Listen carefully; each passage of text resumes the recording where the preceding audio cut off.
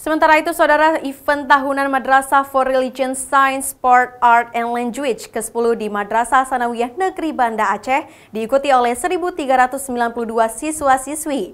Selain dari Aceh, peserta tahun ini juga datang dari Pulau Jawa. Melombakan 25 kategori, Marsal ke-10 semakin menarik minat siswa-siswi tingkat sekolah dasar dan sekolah menengah pertama untuk unjuk kebolehan.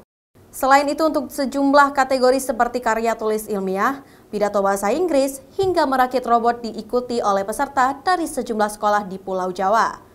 Untuk tingkat madrasah ibtidaiyah dan sekolah dasar, bagi peserta yang mampu meraih juara 1 hingga 3 di setiap kategorinya, pihak penyelenggara menyiapkan langsung golden ticket atau bebas tes bagi mereka yang ingin melanjutkan pendidikan di Madrasah Sanawiyah Negeri 1 Banda Aceh tersebut. Di perlombaan di Marsal 10 ini ada cabang-cabang yang bisa dilanjutkan ke tingkat nasional. Tentu bukan yang menang di Marsal langsung otomatis ke tingkat nasional, tapi nanti ada cabang-cabang tertentu yang relevan dengan cabang di perlombaan nasional. Mungkin kepala madrasah kerjasama dengan Kemenang Kota dan Kabid nanti bisa menyeleksi kembali ini sebagai anak-anak yang punya potensi yang bakal bisa dibawa ke nasional.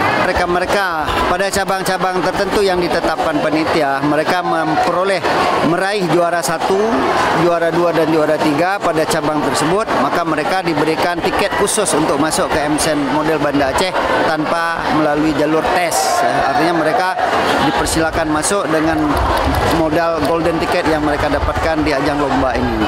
Kegiatan ini diharapkan mampu membangkitkan semangat belajar peserta didik untuk terus bersaing, untuk mempersiapkan diri ke jenjang pendidikan yang lebih tinggi nantinya.